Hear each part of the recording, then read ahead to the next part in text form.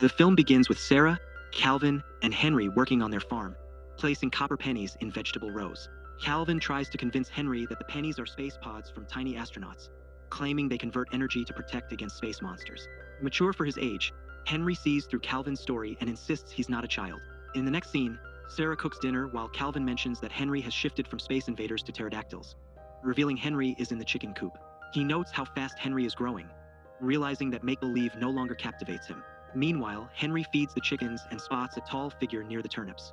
Approaching, he finds a man eating raw turnips. Henry gasps, but the man assures him he's harmless. He claims to be honorable, yet Henry is still taken aback. He calls for Sarah, who rushes over. Henry tells her about the intruder, describing the man as homeless but not dangerous. Sarah is alarmed that Henry spoke to him and calls for her dad while entering the barn with a gun. She threatens the man, who pleads for mercy. When she turns on the lights, he is shocked and asks if she's a witch. Henry adds that she dressed as one for Halloween. The man apologizes, explaining he hit his head and is confused, asking to speak to her husband, but Henry quickly informs him that he's dead. The man apologizes again, recognizing that Sarah, a single woman, wears pants to protect her family. Upset, Sarah tells him to keep his distance and insists Henry get Calvin. Henry, wanting to stay, refuses to leave her side. Sarah calls for her dad and goes into the house. Calvin coldly states dinner is ready, but Henry quickly brings up the homeless man, startling Calvin. Sarah explains the man hit his head and seems harmless, suggesting she needs a first aid kit, not a gun. Calvin agrees but wants Sheriff Ted to come. Sarah reassures him the man is just lost, and Henry mentions he was eating raw turnips out of hunger. The family takes a bowl of stew to the man in the barn, who eagerly eats it, calling it the best stew ever. He introduces himself as Rip but can't recall his last name. Sarah introduces herself and her family, and Rip mentions his foggy memory since waking up. He remembers some familiar countryside but struggles with details. When Sarah asks where he's from, he insists this is his home. Calvin thinks Rip might be related to their neighbors with a son in the military, and Rip confirms he served. Ted arrives, asking if everything is okay. Sarah reassures him, but Henry interrupts, claiming a robber is in the barn. Sarah firmly tells him to go inside, explaining that Rip is just their neighbor's veteran son, suspecting he has PTSD but is harmless. Rip exits the barn and tells Ted he's not a threat, asking if he's with the local police. Ted clarifies he's from the sheriff's office. Sarah suggests Ted could help Rip understand his situation. Rip is surprised by Ted's car, questioning the lack of horses, to which Ted jokingly replies about having small horses under the hood. Rip gets in the back seat, and Sarah wishes him luck. Ted chuckles at Rip's name, whilst Sarah diffuses the tension, stating there's no reason for jealousy since they just found Rip in the barn. She mentions he might have a concussion, explaining his memory issues. Ted, clearly interested in Sarah, promises to get Rip's fingerprints to aid his memory. He then mentions a new restaurant he'd like to take her to, but Calvin coldly reminds him to focus on Rip first. Ted drives off, telling Sarah he'll call later. At the hospital, Rip feels overwhelmed by the sounds, but Ted calms him, saying it's just a hospital. The doctor checks and finds no concussion or head injury. Rip appears fine but confused. Ted observes that Rip's fingerprints don't match anyone in their records. However, the doctor insists Rip must stay overnight for monitoring. The next morning, Rip surprises Sarah at the farm, catching her off guard. He wants to repay their meal. Henry tries to pass off chores to Rip, but Sarah intervenes. She asks Rip if he feels better, and he describes it as magical, even hinting it might be heaven. Sarah laughs, saying her dad wouldn't be there if it were heaven. Calvin takes Rip to milk cows, but Rip is clueless about the milking machine. Meanwhile, Sarah makes breakfast, and Rip is fascinated by veganism. He mentions the apple trees need care, but Sarah explains they can't handle it alone. Rip offers to help, but Ted arrives before Sarah can reply. Ted tells Sarah they checked for Rip's mugshots and fingerprints but found nothing, not even in military records. He questions Rip's trustworthiness. Sarah defends Rip as a traumatized veteran who shouldn't go to jail. Ted says he won't unless she files a trespassing complaint, which she declines. She agrees Rip may need help at a psych hospital but can stay at the farmhand house for a few days. She worries her family will be concerned, but Ted thinks Rip shouldn't stay long due to his situation. Sarah argues that if Rip were family, she wouldn't want him institutionalized. Ted acknowledges Sarah's kindness and advises her to be careful, secure her door, and seek help if necessary. Before departing, he inquires about their restaurant date, and Sarah awkwardly agrees. Later, Sarah and Calvin look up Rip online and find an article about a neighbor's son who earned a Medal of Honor. Rip mentions he received an honorary medal too, but they struggle to connect him to the photo due to his long hair and beard. They opt for a haircut, and although Rip is hesitant about the clippers, Sarah reassures him. Unfortunately, after the cut, Rip resembles neither the neighbor's son. Sarah tries to learn more about Rip's war injury, and he confidently claims he fought the British in Delaware. Just then, Whalen arrives, revealing tension with Calvin. Upon hearing about Rip's war, Whalen assumes its reenactments and expresses interest in that period. Rip, offended, argues they fought against their own people, questioning Whalen's enjoyment. Sarah suggests leaving to avoid conflict. Outside, Rip apologizes for upsetting Whalen, but Calvin dismisses him as a know-it-all who might claim to have led the American Revolution.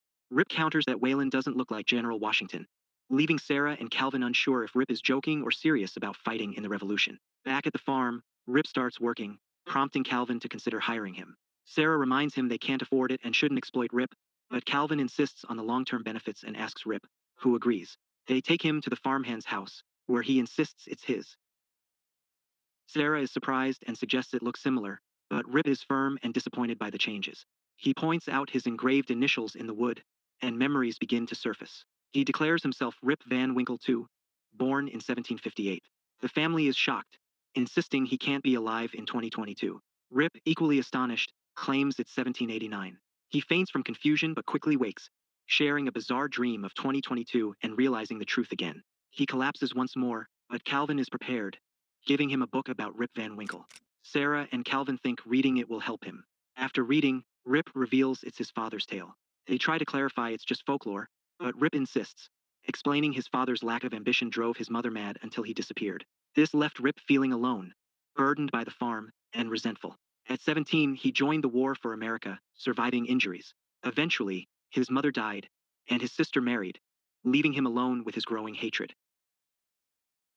Then, Rip Van Winkle Sr. returned, claiming a wild story about a magic cave, brandy, and a storm that caused his 20-year sleep. Rip doubted his father's tale and aimed to disprove it. However, while hiking to Mountain Ridge, he found a mineral cave like his father's description. As thunder rolled, he sought shelter inside, took a swig of brandy, and fell asleep. When he awoke, the landscape had changed. He recounted his encounter with Henry in the barn, and Henry remarked it was wilder than Calvin's alien stories. Despite their skepticism, Sarah, Calvin, and Henry decided to end the night. The next morning, Sarah met Ted, who urged her to press charges against Rip, seeing him as a threat due to his past. Sarah defended Rip, saying he was polite. Meanwhile, Henry was frustrated with bullying at school because of Rip. When Rip approached him, Henry expressed anger towards Wiley, the bully, wishing to retaliate. Rip advised him that size doesn't equal strength and offered to teach him self-defense, lifting Henry's spirits. Rip is a hit at the farmer's market, with women lining up at Sarah's stall for homemade butter just to chat with him. It seems Rip is finally settling in. After putting Henry to bed, Rip and Sarah unwind on the porch. She shows him a game on her phone, and he shares childhood stories of making toys, even using a blade of grass to demonstrate, which makes Sarah laugh. She asks him to teach her, and they connect over it. Over time, Rip also bonds with Henry, teaching him basic combat with toy swords for self-defense. His contributions on the farm are invaluable, and Sarah expresses her gratitude. They have an open conversation where Rip observes how societal norms have changed. He admires Sarah's ability to juggle everything, often better than men. Sarah mentions scheduling a New York appointment for Rip to seek help, which he agrees to. Their moment is interrupted by Henry, who gives Rip a toy tractor to help him adjust to real ones, highlighting their growing bond. Soon after, Sarah and Rip reach New York, noticing major changes since their last trip. The psychiatrist hypnotizes Rip to explore his condition, finding it fascinating that he retains his delusions even while hypnotized. Tests reveal a foreign object in an X-ray, leading to surgery where a bullet from 1820 is discovered. They dismiss it as a reenactment. While walking, Sarah discusses her upbringing, her parents, and her dedication to farming real food. Rip feels proud that his wartime sacrifices helped shape America. The next day, the doctor admits she can't explain Rip's condition, considering the possibility of his time travel tale. She refers them to Dr. Silver, a quantum theory expert, who presents an equation linking elemental particles across time. He theorizes that a lightning-induced wormhole in a mineral cave might have caused a time fold, sending Rip to the future. He thinks reversing the event is theoretically possible, but Sarah is more concerned about the truth of Rip's story, which she finds hard to accept. On their way back, Rip thanks Sarah for taking him seriously, calling her kind and generous. He admits he feels at home and sometimes doesn't want to leave the farm. Meanwhile, Ted is determined to get rid of Rip, seeing him as a con artist who could scam Sarah and her family. He argues that Rip is likely lying, referencing similar scams targeting easy victims. Sarah is offended, feeling Ted underestimates her and Calvin. She brushes him off, but he mentions they'll meet at the town festival. At the festival, Rip is amazed by the music without live musicians. Sarah encourages him to enjoy himself, but he eventually requests a slower song.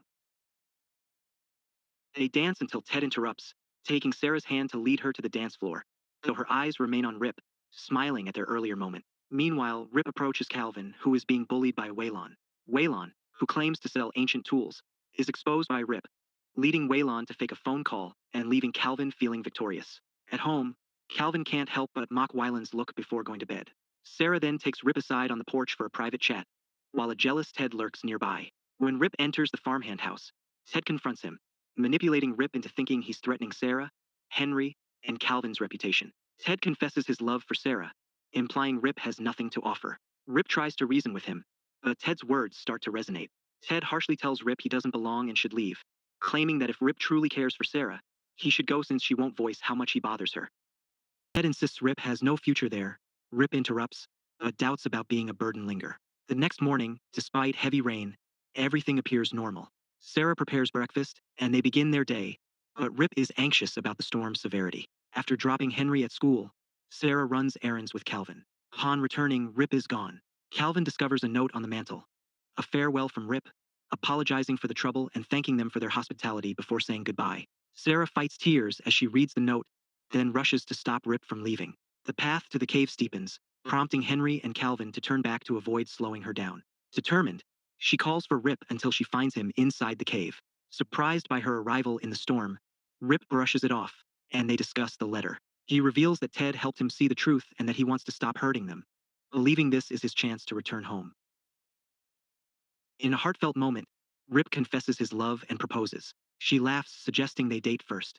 Their moment is interrupted by thunder, and they notice Rip's bag is missing. Yet, they feel complete and decide to return to the farm together, knowing that's where they belong. Meanwhile, Rip's bag travels back to the 18th century, where his father reads his diary, discovering his son's happiness and smiles, leading to a joyful ending for all. If you enjoy the video, subscribe to our channel.